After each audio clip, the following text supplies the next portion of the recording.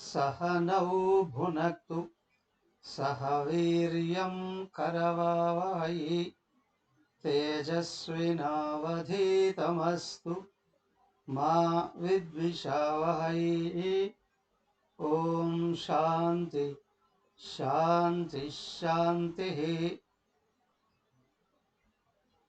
ओम गुरुर्ब्रह्मा गुरुर्विष्णुः गुरुर्देवो महेश्वरः गुरुरेव परं ब्रह्म तस्मै श्री गुरवे नमः।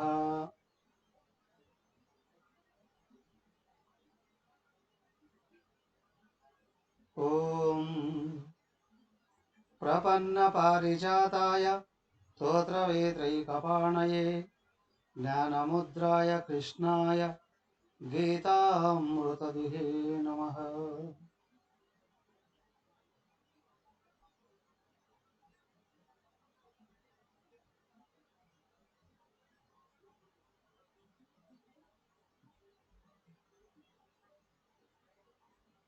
हरि ओम।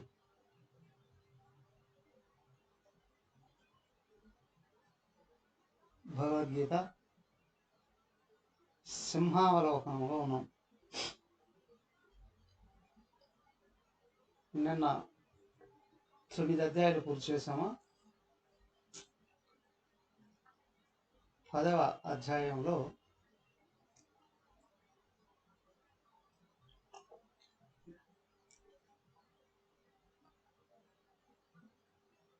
భిన్నత్వంలో ఏకత్వాన్ని చూపించారు అని అంటారు.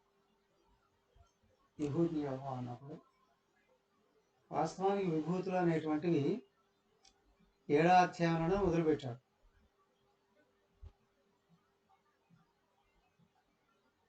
8లో లయం గురించి చెబుతూ 9లో మళ్ళీ కొనసాగించాం. 10వ అధ్యాయంలో పూర్తి చేస్తున్నాం.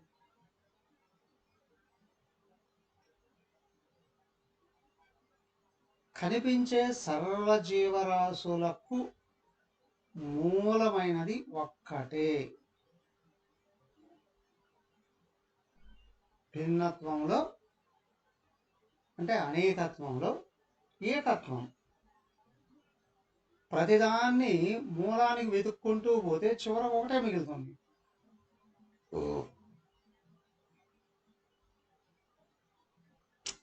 ప్రధాని మూలానికి చూస్తే ఆ మూలం ఒకటే.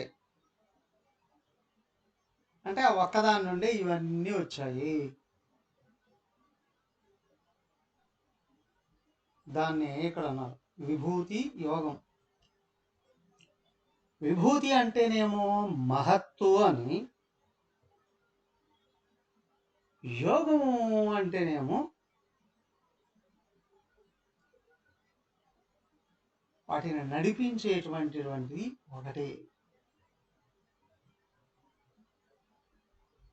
ప్రతి విషయంలో గొప్పదైనది ఏమిటి?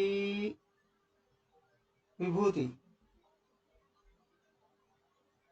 ప్రతి జాతిలో ఉత్తమమైనది ఏది? విభూతి.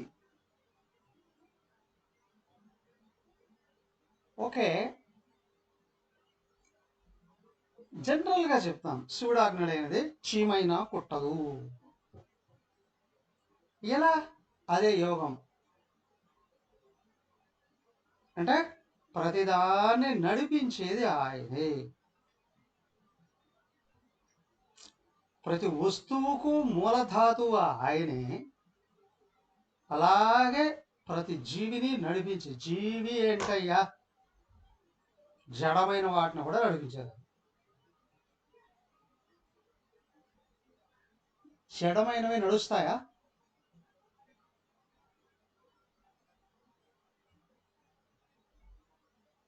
జడమైనవి నడుస్తాయా?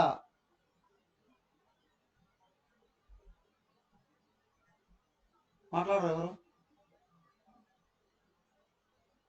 నడుస్తాయి స్వామీజీ. ఏవి? ఎందుకంటే అవన్నీ జడమైనవే కదా, ఆయన చైతన్యంతో నడుస్తాయి. వీటిలో చైతన్యం ఉంది కదా, జీవుడు ఉన్నాడు కదా.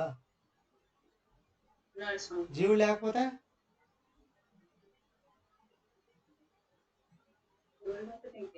జీవుడు లేని వాటిని జడం అంటారు.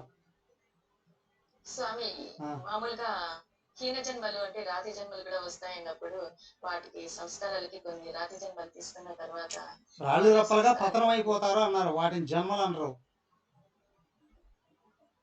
హీన జన్మలు అంటే మానవుడు కంటే కింద ఉన్నాడు అని. అంటే మళ్ళీ వాడు పిపీలి మళ్ళీ పై జన్మలకి రాలేదా? చెప్పడానికి వీలే లేదు. చిన్న క్రిమిగా పుట్టినా మళ్ళీ మళ్ళీ పైకి ఎగబరాకొచ్చునేమో. ఇప్పుడు జీవుడుగా ఉన్నప్పుడే దైవాన్ని గుర్తించలేవు అంటే రాళ్ళు రప్పలేం గుర్తిస్తాయి? ఓకే, అయితే ఇప్పుడు ఓకే సరే వెళ్ళనేయండి. మన విషయం చర్చ జడమైనవి నడుస్తాయా, కదులుతాయా?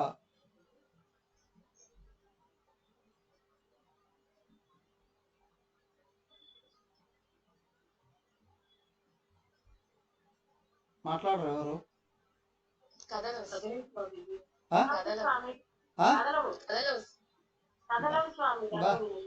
అంతా యూనిటీతో చెప్తున్నారు. ఏం కదలవా? భూమి జడమా చైతన్యమా?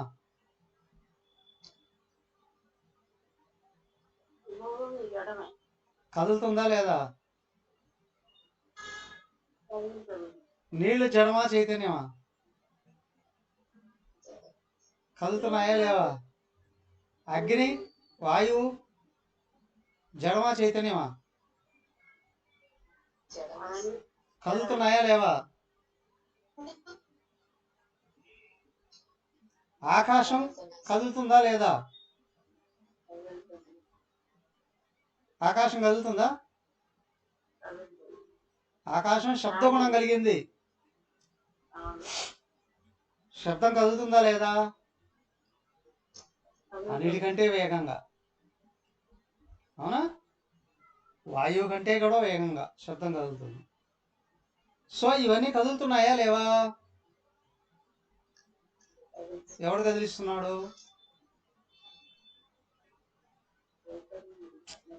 భూమి ఎలా కదులుతుంది? ఆకర్షణ శక్తి వలన. అవునా? భూమికి ఆకర్షణ శక్తి ఎక్కడి నుండి వచ్చింది? అది నేనే అని క్లియర్ ప్రశ్నోపనిషత్తులో చెప్తాను. సార్ భూమిని కదిలించేవాడిని నేనే. ఆకర్షణ శక్తిని అక్కడ ఉంచి. సూర్యచంద్రాదులు కదులుతున్నాయా లేవా? ఓ అత్యంత వేగంగా ఇవన్నీ కదులుతున్నాయి. ఎవడు కదిలిస్తున్నాడు?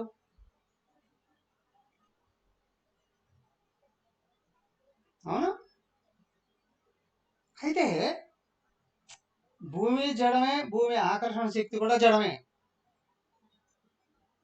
అక్కడ జీవుడు లేడు, కానీ కదలబడుతున్నాయి. అలాగే సర్వ జీవరాశులలో నుండి సకల ఇంద్రియాలని కదిలించేది ఎవరు?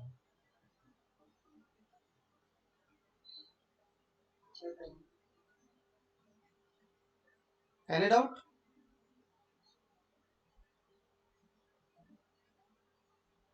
ఎప్పుడు అన్నారు మట్టి భూమి పంచభూతాల నుండి ఏర్పడిందే దేహం. ఎవరు కదిలిస్తున్నారు? నేనే కదిలిస్తున్నానండి. ఎవరు నేను? కదిలించే ఈ నేనెవరు? దేహం ఆత్మ.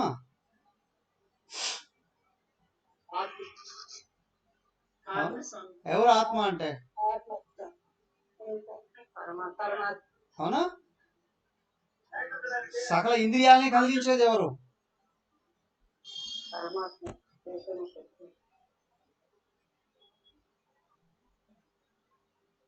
మరి మనోబుద్ధుల్ని కదిలించేది ఎవరు?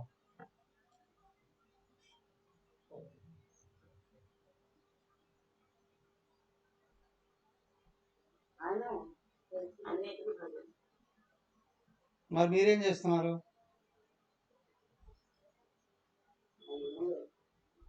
ఏం చేస్తున్నారు?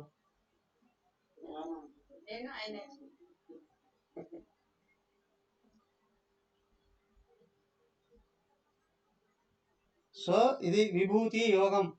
అంటే ప్రతి జీవరాశి కూడా. ఇప్పుడు భూమికి సారం వాసన, నీటి సారం తేమ, అగ్ని సారం వేడి, వాయు సారం స్పర్శ, ఆకాశానికి సారం శబ్దం, సూర్యచంద్రులకు సారం వెలుగు.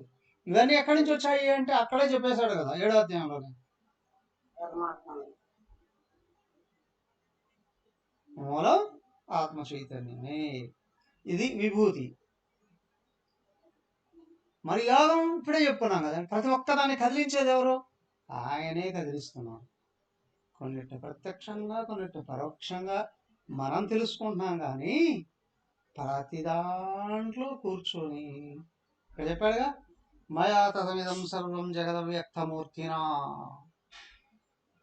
సూక్ష్మంగా అన్నిట్లో ముడి పదార్థంగా ఉన్నది నేనే.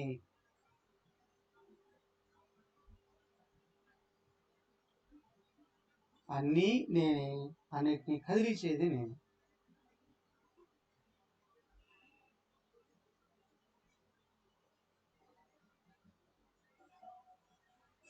ఇప్పుడు హోమనం చేసుకోండి. శివుడాజ్ఞ లేనిదే చీమైనా పుట్టదండి.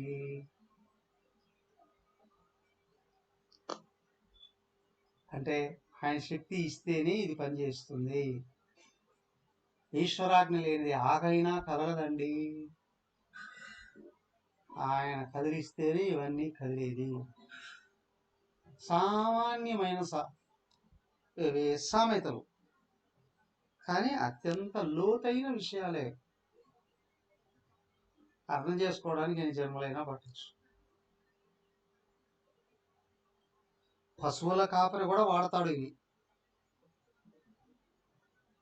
సామెత రోడ్డు పని చేసేవాడు కూడా వాడతాడు, కానీ అర్థం తెలిసేది ఎప్పుడు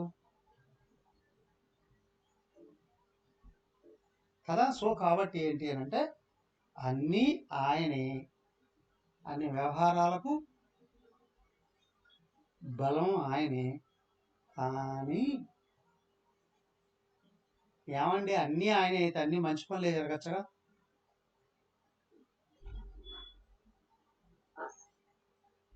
ఆ వ్యతిరేకమైన వ్యవహారాలకు మూలం మనం సంపాదించుకున్న దరిద్రం, వాసన. ఇదే 9వ అధ్యాయంలో నేను కాదు అని చెప్పింది ఆయన. ఇదే అజ్ఞానం కొని తెచ్చుకుంది.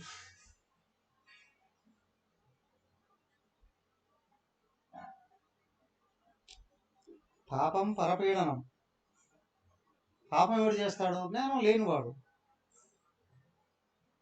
జ్ఞానం లేనివాడంటే తెలివితేటలు లేనివాడని కాదు, అందరూ ఒక్కడే అయి ఉన్నాడు అనే జ్ఞానం లేనివాడు. పుణ్యం ఎవరు చేస్తారు? భగవంతుడు ఒకడున్నాడు, నేను మంచి చేస్తే నా మంచి ఫలాలు ఇస్తారు అని భావించిన వాడు.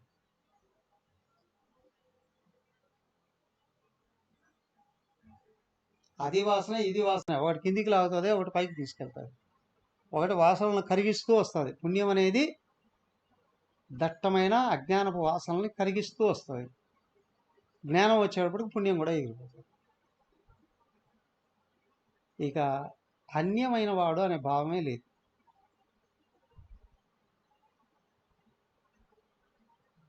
అందుకే విభూతులన్నీ చూపించుకుంటూ వచ్చాడు. ప్రపంచంలో ఉన్న సర్వ జీవరాశుల్ని చూపించాడు, సర్వ వ్యవహారాల్ని చూపించాడు. చివరికి మనిషి దగ్గరికి వచ్చేటప్పటికి శరీరము నేనే, ఇంద్రియాలు నేనే, మనసు నేనే, బుద్ధి నేనే, చిత్తము నేనే, అహంకారానికి మూలం నేనే. అయ్యా ఇంత ఎందుకండి? ప్రతి దాంట్లో నేను నేను అనే భావానికి ఆధారం నేనే.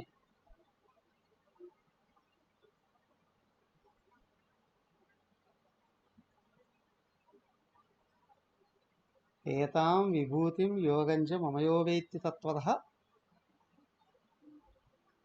సోభికంపేన యోగేన యుజ్యతే నాత్ర సంశయ. ఈ విభూతిని యోగాన్ని ఎవడైతే అవికంప ఇది అజ్ఞాన రహితమైన స్థితిలో తెలుసుకుంటున్నాడు, అనుభవంతో తెలుసుకున్నాడు, వాడు అవికంప యోగంలో నిలబడతాడు. ఏమిటి అవికంప యోగం? చలించని స్థితి.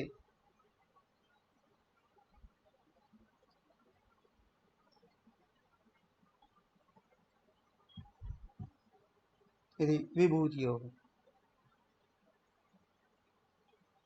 ఇంకేమైనా కావాలన్నా ఇందులో? స్వామీజీ ఒక అమ్మా ఆరో శ్లోకం గురించి చెప్పండి. మహాశయ సప్త మహర్షయ సప్త పూర్వే అది చత్వారో మనవస్తత మద్భావ మానసా జాతాః ఏషాం లోక ఇమాం ప్రజాః. అది హోలీ గీతలో చదివేటప్పుడు ఆ స్వామి వ్యాఖ్యానం కొంచెం డిఫరెంట్ గా ఉంది స్వామి. అది సప్తఋషులకి మనవులకి మన వ్యష్టి సమిష్టి ఇదిగా చెప్పినారు. అమ్మగారి పుస్తకం చదవండి, క్లియర్ గా అర్థమైపోతుంది తొందరగా. నాకెందుకు అమ్మగారితో చాలా టఫ్ అనిపిస్తుంది. టఫ్ అనిపించిందా? ఈ దీంట్లో చాలా సులభంగా ఇచ్చారమ్మా. మహర్షయ సప్త,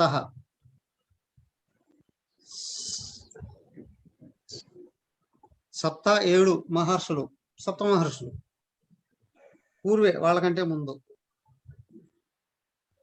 చత్వార మనవ 4 మనువులు. ఇమాహ లోకాః ప్రజాః ఏషాం చ జాతాః. ఎవరి వలన అయితే, అంటే ఈ మనువులు ఋషులు వలన, అంటే ఈ లోకాలు లోకులు ఎవరి వలన అయితే పుట్టారో ఆ మనువులు సప్త ఋషులు కూడా మత్తు మానస భావాః జాతాః, నా మనోభావాల నుండే పుట్టారు. ఇది లోకార్థం. అవునా? అయితే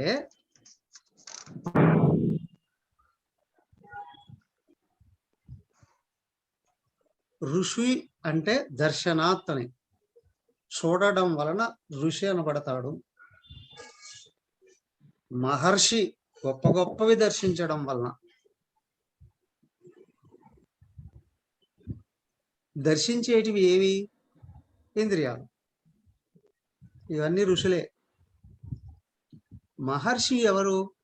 వీటిలో గొప్పది దర్శించేవాడు. ఎవరు అన్నిటికంటే గొప్పది? గొప్పవాడు బుద్ధి, మనసు, అందరికంటే గొప్పవాడు ఎవరు? భగవంతుడు వైపు దృష్టి, భగవంతుడిని అన్వేషించే ఇంద్రియాలు.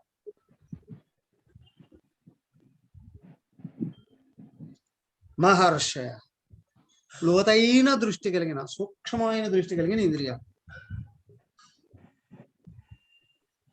అవునా? మనవః, మనవః అంటే ఆలోచించేది, మనస్సు. అవునా? మనస్సు.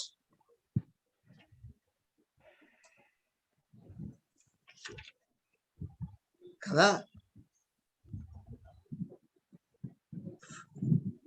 ఇంద్రియాలు లోపల, మనసు అంటే అంతఃకరణ.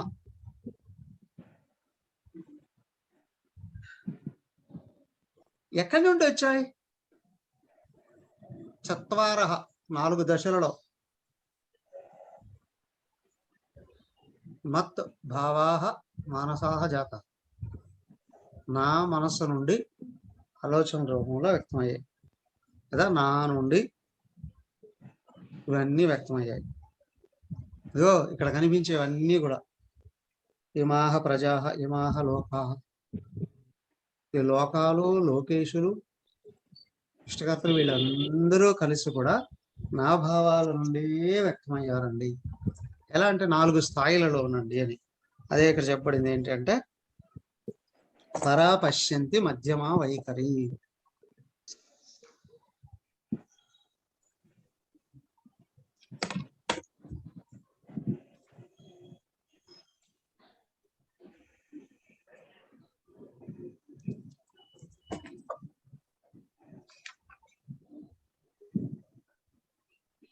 మీరు అడిగింది ఇదే కదా శ్లోకం.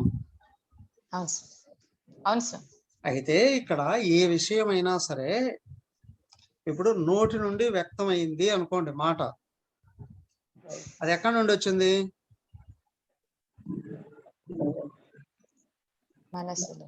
మనసు నుండి వచ్చింది.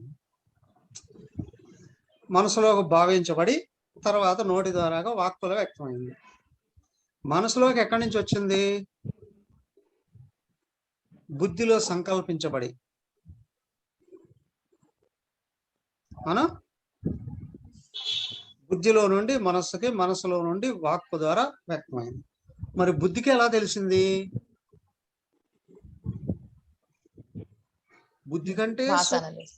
బుద్ధి కంటే సూక్ష్మమైనది ఏదో అందించింది, అవునా? ఇప్పుడు వాసనలో నుండి వ్యక్తమైందండి. వాసనలో ఉన్నది అనే విషయం బుద్ధి కంటే తెలుస్తుంది. బుద్ధి కంటే వెనక్కి కూడా అది ఉండేది, అవునా? బుద్ధి కంటే కారణ శరీరం వెనక ఉంది. అక్కడ దాకా వెళ్తే బుద్ధే లేదు. గాఢ నిద్రలో బుద్ధి ఉందా?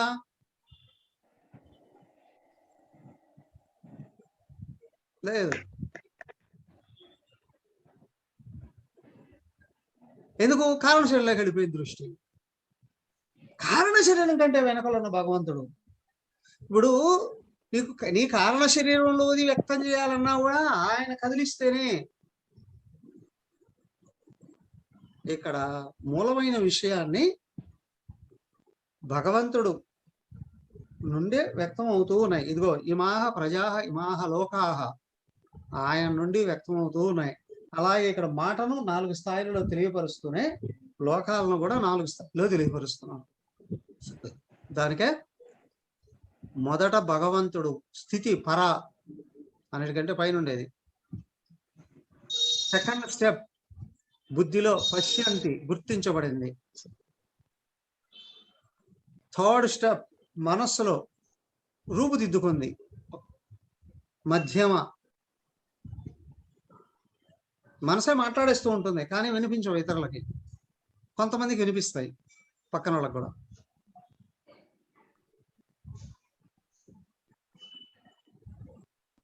వాటిని ఏమంటారు? మైండ్ రీడింగ్ అంటారు.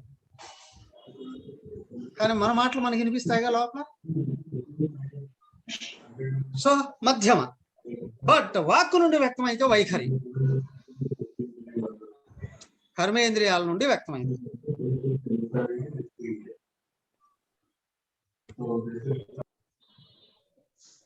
కర్మేంద్రియాల నుండి అంటే వాక్కు ద్వారా కావచ్చు, చేతుల ద్వారాగా కొని కావచ్చు, పదాల ద్వారాగా కావచ్చు. అయ్యా 1, 2 కూడా. పంచ జ్ఞానేంద్రియాల నుండి కర్మేంద్రియాల నుండి ఏది వ్యక్తమైనా అక్కడ నుండి వ్యక్తం అవుతుంది. అలాగే ఈ లోకాలు కూడా పరా భగవంతుడి స్థితిలో పశ్యంతి విష్ణుదేవుడు కావచ్చు, మధ్యమా బ్రహ్మదేవుడు కావచ్చు, వైఖరి వ్యక్తమైన సృష్టి.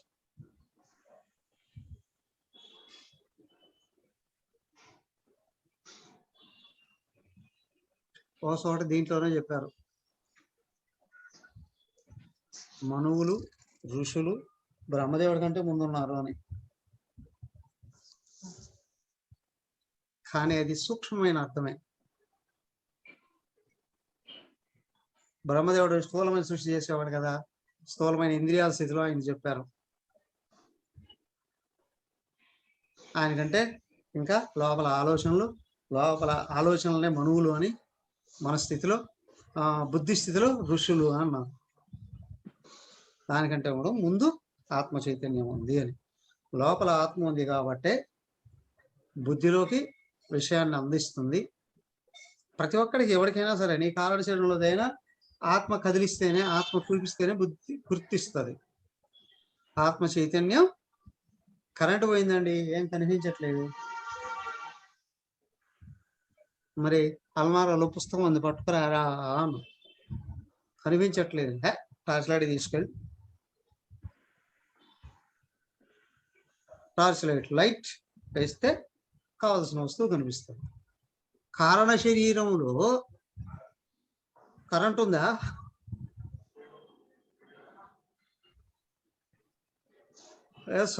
సోలార్ పంపులు ఏమైనా సోలార్ లైట్ ఏమైనా పెట్టుకున్నాడా? గ్యాస్ లైట్ పెట్టుకున్నాడా? టార్చ్ లైట్ ఏమైనా తీసుకెళ్ళాడా? కదా. అక్కడ ఉన్నది బుద్ధి ఎట్లా గుర్తించింది? ఆత్మ చైతన్యమే లైట్, వెలుగు. అది కారణ శరీరంలో ఉన్నదాన్ని చూపిస్తేనే బుద్ధి గుర్తిస్తుంది. దాన్ని పట్టుకొని చక్కగా ప్రణాళికాబద్ధంగా తయారు చేసినప్పుడు అది వాక్యం కావచ్చు, వ్యవహారం కావచ్చు, మనసుకు అందుతుంది. మనసు కర్మేంద్రియాల ద్వారాగా వ్యక్తం చేస్తుంది. ఇది ఓకే, అయిపోయింది. పరాపశ్యంతి మధ్యమ వైఖరి అయిపోయింది. ఇప్పుడు అర్థమైంది కదా. అవే విభూతులుగా చూపించాడు ప్రతిదానికి. అంటే అక్కడ ప్రతి జాతిలో గొప్పది నేను అంటూనే, ఏంటి జాతి?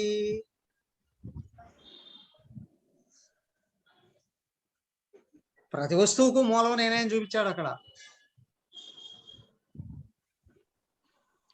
ఇంద్రియాణ మనశ్చాస్మి అన్న, అవునా? అలా చూపిస్తే ఏంటి అంటే ప్రతిదానికి మూలం నేనేనయ్యా. ప్రతి వ్యవహారం కూడా నా దగ్గర నుంచి కదిలి వస్తుందయ్యా. సో అన్నీ ఆయన దగ్గర నుంచి వస్తున్నాయి. ఇంతకు ఆయన ఎక్కడ ఉన్నాడండి?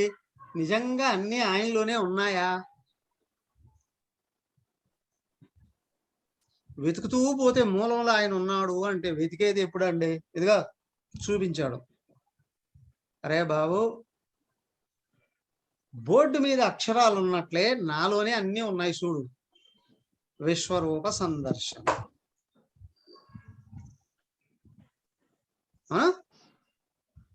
నేను ఒక్కడే అనుకుంటా, అవునా? ఒక్కడేనా? చూడు, కాళ్ళు, చేతులు, కళ్ళు, ముక్కు, అవునా? కాళ్ళు, చేతులు, దేహం, తల, ఇంతేనా? కాళ్ళలో పాదాలు ఉన్నాయి, కాళ్ళలో మోకాళ్ళు ఉంది, తర్వాత తొడలు ఉన్నాయి, నడుము ఉంది, పొట్టుంది, గుండె ఉంది. ఇంకా ఇంకా ఇంకా ఇంకా వెళ్ళి చూడు, పాదంలో బోల్డ్ అని వేళ్ళు ఉన్నాయి. అరే ఆ వేళ్ళకు బోల్డ్ అని ఎముకలు ఉన్నాయి, బోల్డ్ అని కండరాలు ఉన్నాయి. ఇంకా లోపలికి వెళితే అయ్యా కోట్ల కొలది రక్త కణాలు ఉన్నాయి.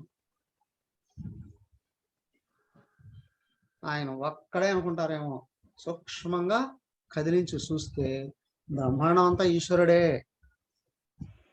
ఒక మనిషిలో వెతికితే ఎన్ని రకాల వస్తువులు బయటపడుతున్నాయి. ఈశ్వరుడు ఒక్కడే, వెతికితే బోలెడన్ని బ్రహ్మాండాలు. మొత్తం కలిపితే జగత్ అన్న విశ్వం. ప్రతి బ్రహ్మాండంలో ఎన్నో లోకాలు, ఎన్నో గ్రహాలు, ఎన్నో సూర్యమండలాలు.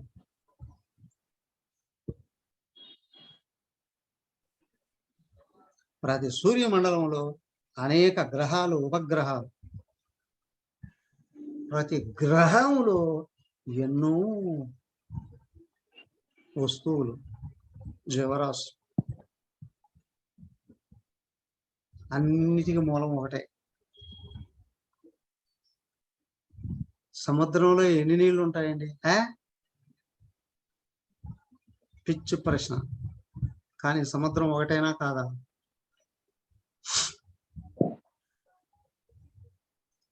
భూమి మీద ఎన్ని చెట్లు ఉంటాయండి? కానీ భూమి ఒకటేనా కాదా?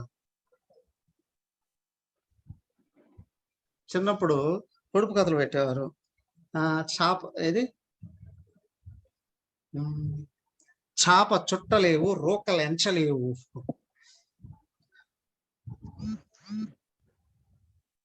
ఏమయ్యా చాప చుట్టలు? ఆకాశం అండి, రోకలండి, నక్షత్రాలండి. ఏమయ్యా ఆకాశం ఒకటేగా? అదిగా అడయ్యా భగవంతుడు అంటే కొట్టుకొని వస్తారు అజ్ఞానులైన వాళ్ళు. మా విష్ణువే దేవుడు, మా శివుడే దేవుడు. ఇంకా సంకుచితంగా వెళ్ళి ఎవరో ఒకరు పట్టుకొని దేవుడు. నిజంగా దేవుడే వ్యక్తమైతే ఏం చెప్పాడు? అంతా నేనే రానేసి. 11వ అధ్యాయం మీకు తెలిసింది ఏంటి? ఏమైనా ఉందా? అమ్మా, సర్వ జీవరాశులు ఆయన నుంచే వస్తున్నాయి, మళ్ళీ ఆయనలోనే కలిసిపోతున్నాయి.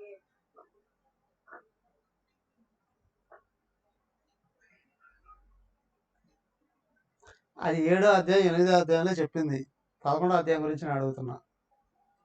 అన్ని ఆయనే నుండి వచ్చాయి అని చూపించేది 7వ అధ్యాయం. ఆయనలోనే కలిసిపోతాయి అనేది 8వ అధ్యాయం. ఆయన్ని ఎలా చేరుకోవాలో 9వ అధ్యాయం చెప్పింది.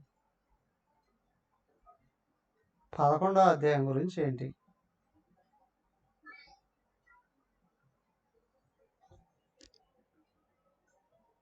మనం చేసే ప్రతి కర్మ కూడా భగవంతుడికి అర్పించి 11వ అధ్యాయంలో ఏముంది?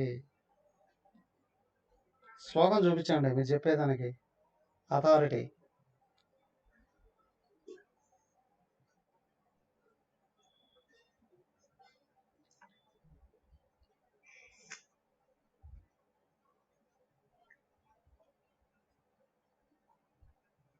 స్వామీజీ చెప్పండి మాధవ్.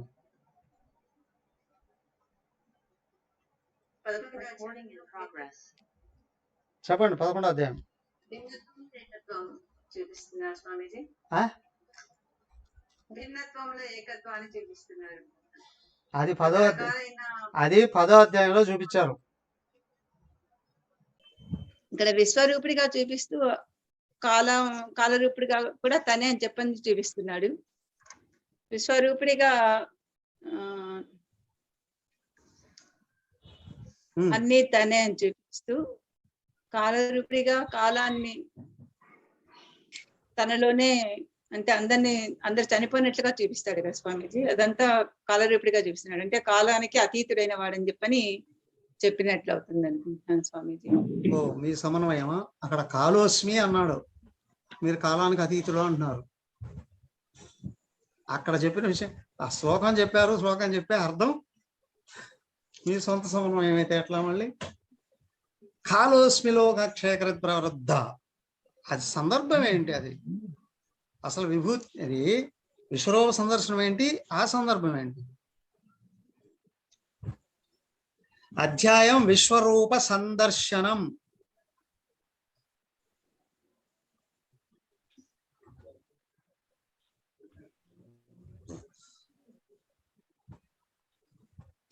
దీని అర్థం ఏంటి స్వామీజీ? నేను చెప్తాను. 8వ శ్లోకం గురించి చెప్పండి. నతు మాం శక్యసే ద్రష్టుం అనేనైవ స్వచక్షుషా దివ్యం దదామి తే చక్షుః పశ్య మే యోగమైశ్వరం. దీంట్లో దివ్య చక్షువుల్ని ఇస్తాను చెప్పినప్పుడు చర్మ చక్షువులతో విశ్వరూప సందర్శనం చూడలేమంటే, మామూలుగా దివ్య చక్షులు అంటే జ్ఞాన నేత్రం ఓపెన్ అవుతుంది, జ్ఞాన చక్షువులు అనే అర్థం వస్తుంది. జ్ఞాన చక్షువులు అంటే జ్ఞానం అనేది బయట నుంచి వచ్చేది ఒక బుద్ధిపూర్వకంగానే, కానీ లోపల ఉండే అజ్ఞానం తొలగితేనే మనకు ఆ విశ్వరూపం అనేది మనకు అవగతం అవుతుంది. మనం మామూలుగా కంటికి ఎప్పుడు చూస్తూ ఉండేదే విశ్వరూపమని, దాన్ని పరమాత్మ స్వరూపంగా చూడాలంటే మనస్సు బుద్ధి ఉండేటివి ఆ రెండు కూడా శుద్ధి కావాలి స్వామి. మనసులో ఉండే వాసనలు కానీ సంస్కారాలు కానీ అవి మన కర్మయోగం ద్వారా శుద్ధి చేసుకొని మనసును నిర్మలంగా బుద్ధితో ఈ జ్ఞాన తత్వ విచారణ ఇది చేసి రెండింటిని అవగాహన చేసుకొని రెండింటిని కలిపి చూసినప్పుడు మనకు దివ్యచక్షం అనేది ఇది అవగతం అవుతుంది. అప్పుడు కనిపించే కంటితో చూసే విశ్వాన్ని పరమాత్మ స్వరూపంగా చూడగలుగుతాం. అక్కడ చెప్పాడు, ఈ కళ్ళే చూడలేవయ్యా అని. దివ్య నేత్రాలు అన్నాడు. దివ్య నేత్రం అంటే ఏంటి? కళ్ళు కాదు, ఈ కళ్ళకి ఎప్పుడు ద్వైతమే కనిపిస్తుంది. దాంట్లో కూడా మొత్తం ఉన్నది ఉన్నట్టు కనిపించదు. సో దివ్యనేత్రం అంటే ఆత్మదృష్టి అని, ఆత్మతో చూడు అని.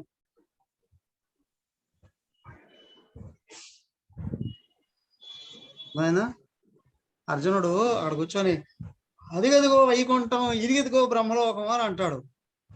ఈ భూమి మీద కురుక్షేత్రంలో ఎక్కడ కూర్చొని అదిగదిగో వైకుంఠం అంటే నిజంగా కనిపిస్తుందా? టెలిస్కోప్ పెట్టుకొని చూసినా కనిపించదు.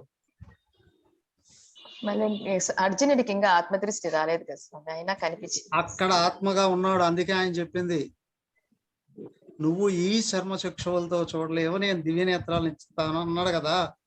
అన్న తర్వాతనే కదా అర్జునుడు చూసింది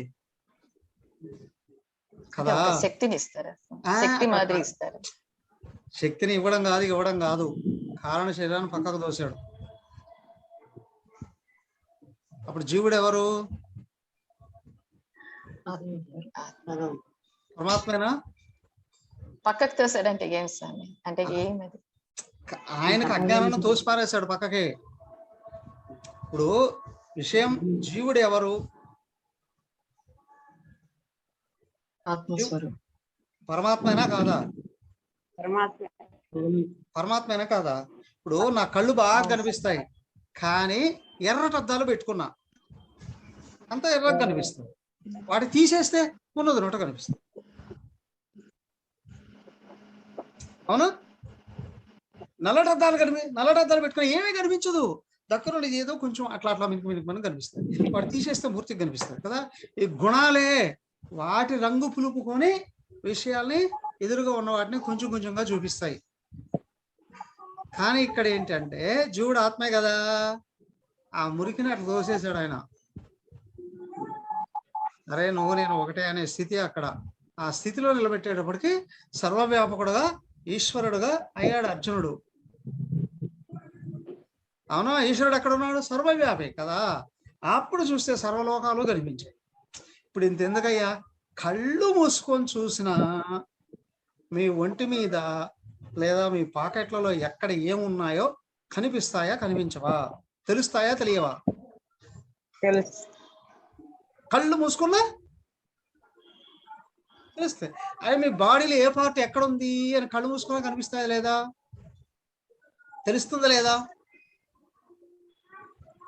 అంతా నాలో కదా ఉంది అని. అలాగే ఇక్కడ దేహ తాదాత్మ్యాన్ని ఇచ్చే అజ్ఞానం ఏదైతే ఉందో, ఆత్మకు అజ్ఞానం పొరగా పడినప్పుడు రజస్సు పైకి లేచి జీవభావాన్ని ఇస్తుంది. నేను ఈ దేహము అని దాని పీక పక్కన పడేసాడు తాత్కాలికంగా ఆయన.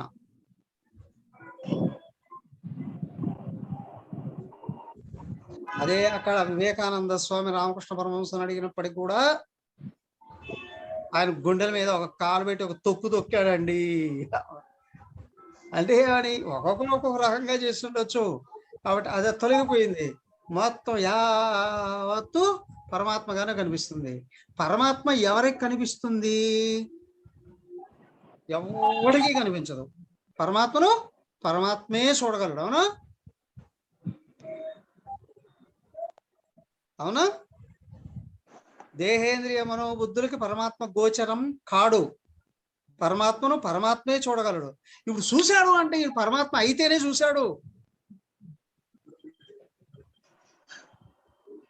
కాబట్టి అర్జునుడికి ఆ సమయంలో ఇప్పుడు భగవద్గీత అంతా గంటన్నర పడుతుందండి అన్నారు.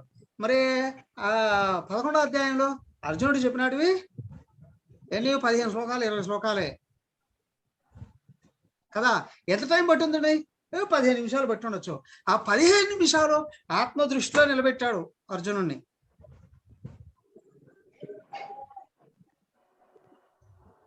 ఎలా? రామకృష్ణ పరమహంస ఇచ్చింది శ్రీకృష్ణ భగవానుడు ఇవ్వలేడా?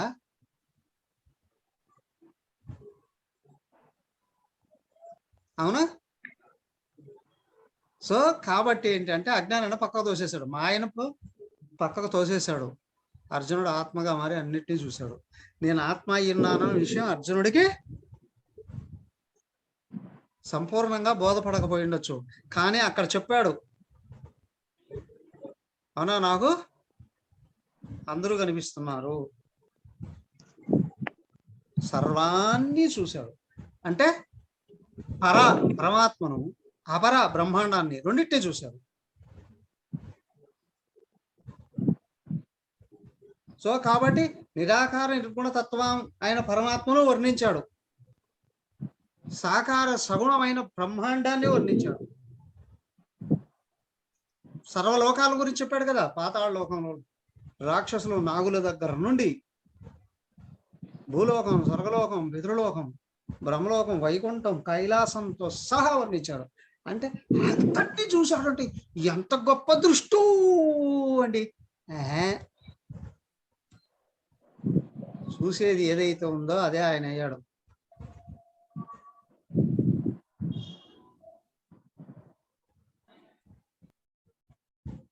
అవునా? ఇప్పుడు అదే కదా ముందు చెప్పింది, విభూతి అంటే ఏంటి? అందరిలో ఆయనే జీవ చైతన్యంగా ఉన్నాడు, మూలం. చూసేది ఎవరు? ఉపాధ, ఆత్మ.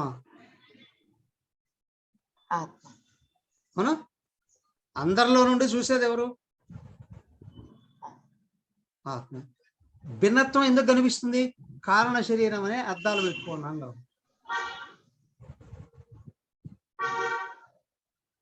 వాసనలు ఎలా ఉంటే ప్రపంచం అలాగే తెలుస్తుంది. ఇప్పుడు అర్థమైందా? వాసనలు అనబడే మాయని అట్లా నెట్టాడు ఆయన. అదే దివ్యచక్షులు ఇస్తాను అన్నాడు. దివ్యచక్షులు ఇస్తాను అంటే ఏదో పెద్ద రెటీనానో లేదా క్యాటరాక్టో లేదా పెద్ద కరుగుడ్లు అవన్నీ తీసుకొని ఏమన్నా అతికిచ్చాడా? లేదు కదా. దివ్యచక్షువులు ఇస్తాను అంటే కళ్ళు అని కాదు, ఆత్మ దృష్టిని ఇస్తాను. ఎలా? ఆయన పైన ఉన్నాడు కదా మాయని. అదే రామాయణం పురాణంలో కూడా మనకు చూపించింది. లక్ష్మణుడికి రాముడిని చూడాలనిపించింది, సీతమ్మ వారు అడ్డున్నారు. అమ్మ పక్కకెళ్ళు అని ఆయన అనలేడు కాదు కదా. కాబట్టి రామా అంటే ఆయనే వెనక్కి తిరిగి సీత పక్కకెళ్ళాను. అర్థమైందా?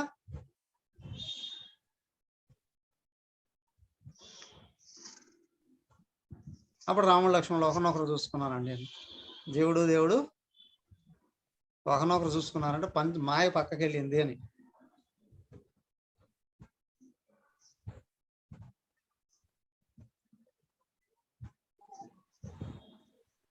అది మరి నేను అది చూడలేను, దివ్య మామూలు రూపం చూపించని అడుగుతారు కదా స్వామి. అంతా అయితే ఇక్కడ 30వ శ్లోకం దగ్గరకు వచ్చేటప్పటికి విశ్వరూప సందర్శనము, వర్ణన అంతా అయిపోయింది. సంజయుడు చెప్పడం అయిపోయింది, అర్జునుడు చెప్పడం కూడా అయిపోయింది. ఈయన క్వశ్చన్ అడుగుతాడు, ఏమయ్యా ఇంత భయంకరంగా అందరిని తినేస్తున్నావే, ఏంటి నువ్వు, ఎవరు నువ్వు అని. అంటే మహాకాలం కూడా నేనే రా బాబు అన్నాడు. కాలోస్మి లోకక్షయ ప్రవృద్ధ లోకాన్ సమాహర్తుమిహ ఏమిటి అంటే మహాకాలంగా అన్నిటినీ తినేసేది నేనే అని. భగవంతుడు మనని తింటాడా అని కాదు, కాలములోనే మనం ఒక చోట పుట్టాము, ఇంకొక చోట పోతున్నాం. అవునా?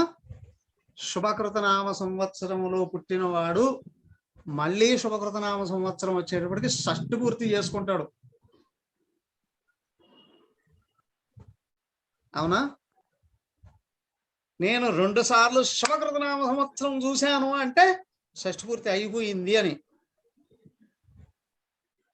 ఇంకా ఎన్ని రోజులు ఉంటాడు? మళ్ళీ శుభకృత చూస్తాడా?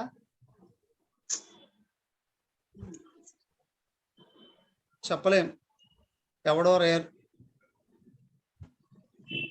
కదా. కానీ అలాగే ఈ సంవత్సరాలు అంటే కాలమే కదా ఇదే. ఇంకొక చోట చూసే ఉపాధి ఏదైతే ఉందో చూడబడే ఉపాధి పడిపోతుంది. అంటే మహాకాలంలో నీటి పుడకలాగా అలాగా పుట్టి కదిలి ఇంకో చోట సముద్రంలో కలిసిపోయినట్లుగా మహాకాలంలో సర్వ జీవరాశులు పైకి లేస్తున్నారు. అలా కదిలి ఇంకో చోట.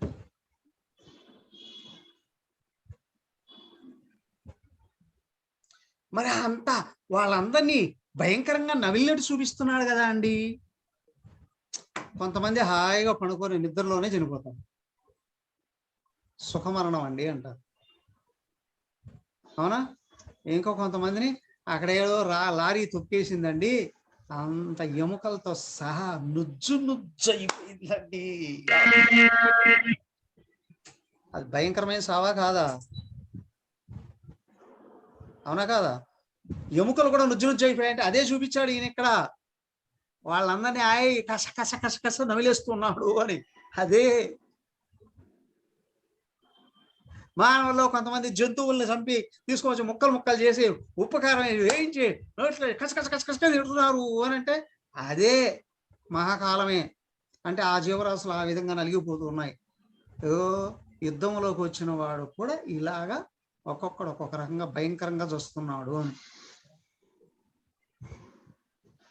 అంటే అప్పుడు ప్రశ్న వేసినారు అని అంటే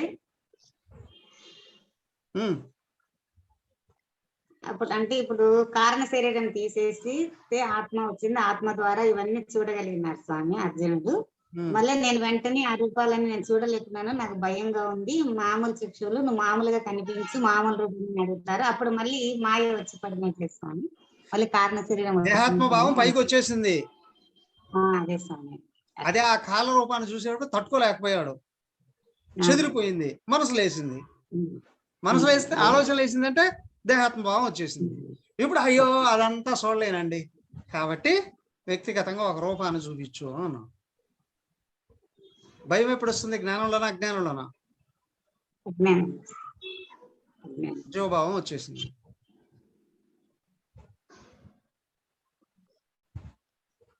జీవభావం వచ్చినప్పుడు ఇష్టమైనవి సౌమ్యమైనవి చూస్తాను.